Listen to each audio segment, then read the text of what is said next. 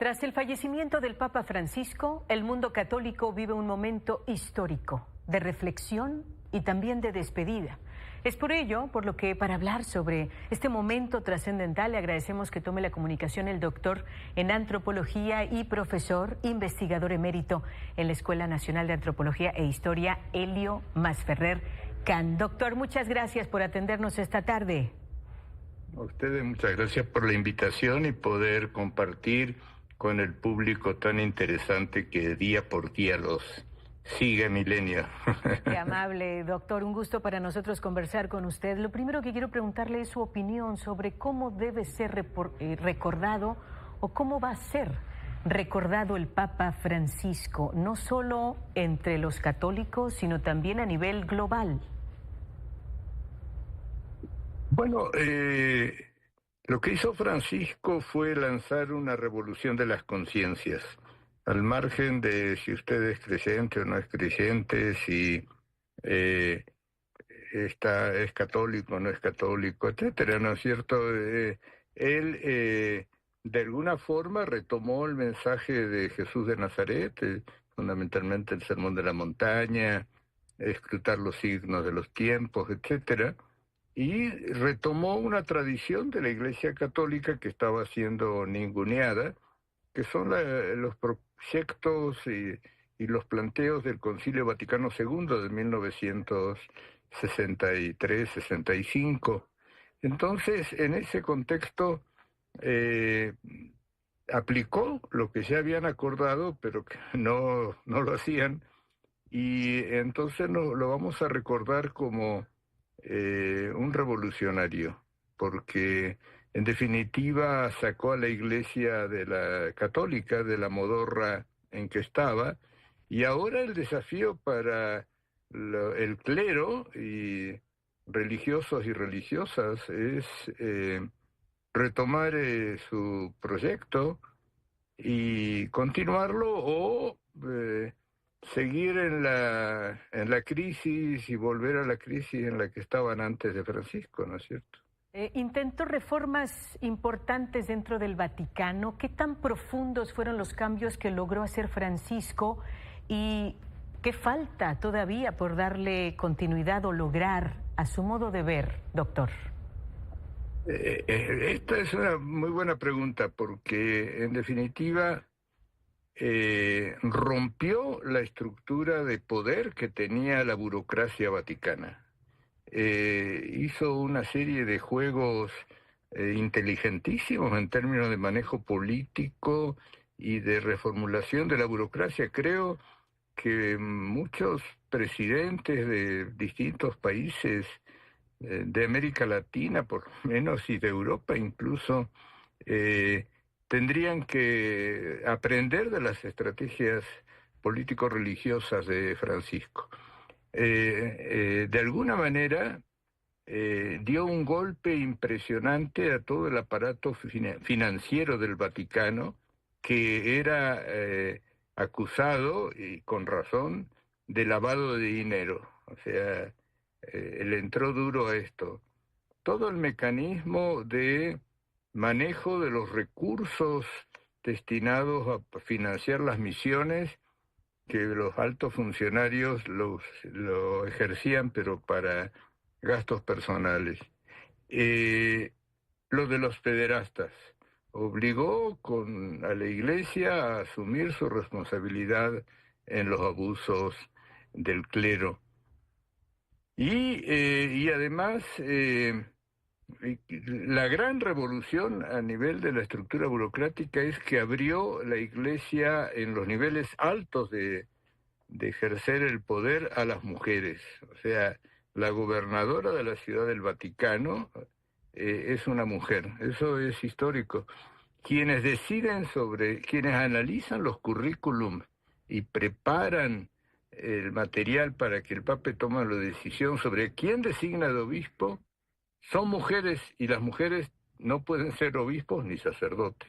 O sea, realmente hizo unos cambios de una profundidad impresionante, y gran parte de la estructura burocrática que se consideraban hechos a mano, imprescindibles, etcétera, los neutralizó poniendo a religiosas que tenían un gran compromiso con la Iglesia, que habían dedicado toda su vida a la Iglesia, que habían sido ninguneadas, descalificadas, burladas, etcétera, y les dio poder. Entonces, realmente Francisco no solo es el mensaje ecológico, Fratelli Tutti, la crítica al sistema, al neoliberalismo, etcétera, a reivindicar el amor al prójimo, a las minorías, a los viejos, a los jóvenes, a las mujeres, sino también revolucionó y transformó las estructuras de poder al interior de la Iglesia.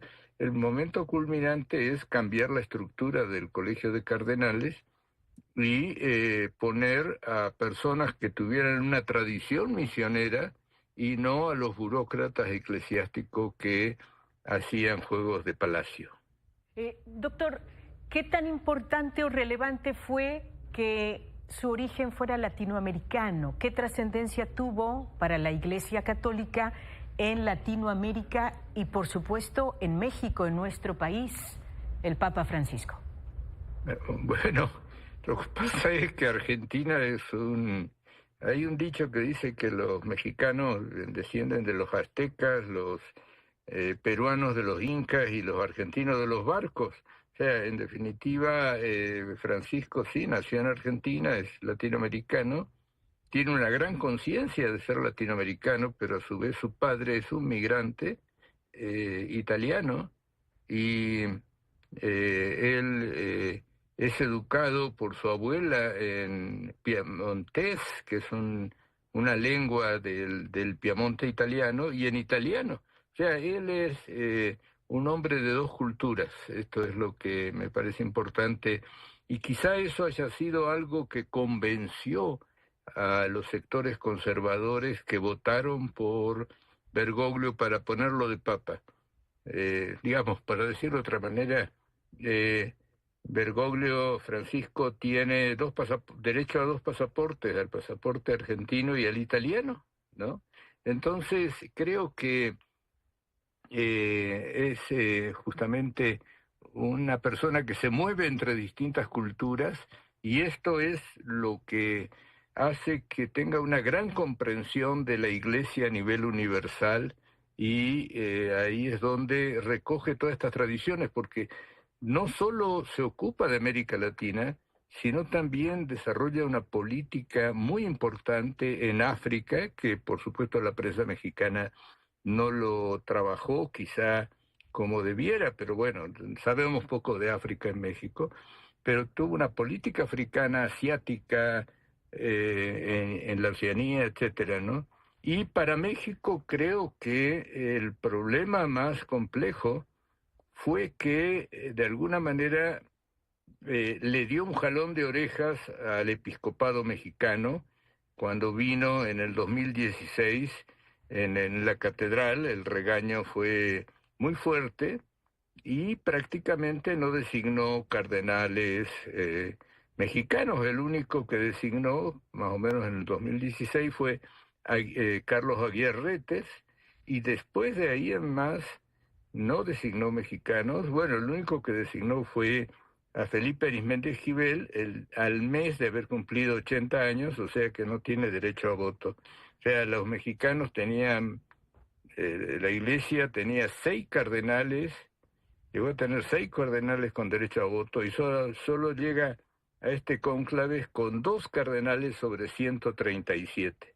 Eso es porque, en definitiva, la Iglesia mexicana, la jerarquía, no aplicó las políticas de Francisco, igual que la jerarquía norteamericana que apoya a Trump, ¿no?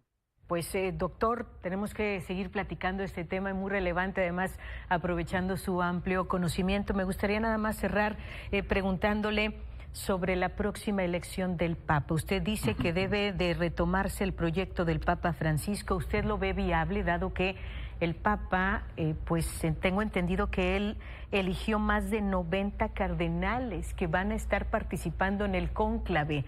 ¿Hay una gran posibilidad de quien ocupe ese lugar pues sea alguien con las características similares al Papa Francisco en su modo de ser y de llevar a cabo el mensaje de Cristo? Creo que hay una dialéctica entre la persona, y eso es un estilo personal muy vinculado con la historia personal de cada quien, y en los procesos. O sea, existe lo que se llama el pluralismo católico dentro de la Iglesia Católica. Hay muchas tendencias, propuestas, proyectos, órdenes y congregaciones religiosas masculinas y femeninas.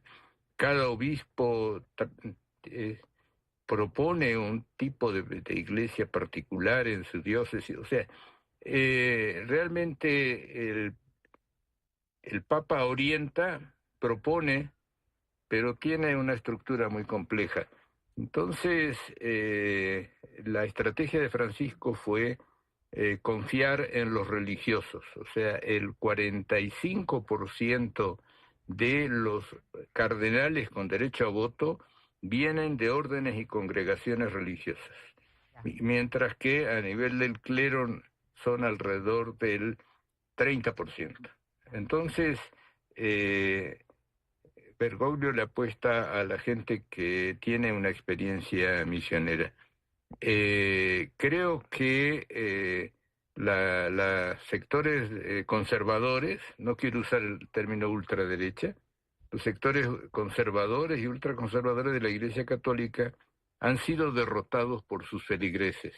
A los templos de los conservadores no va nadie, solo van los viejos, así muchachones como el que le habla. Pero en definitiva, la situación es que sería muy difícil que estos sectores vuelvan a controlar la Iglesia. Ya son parte de la historia.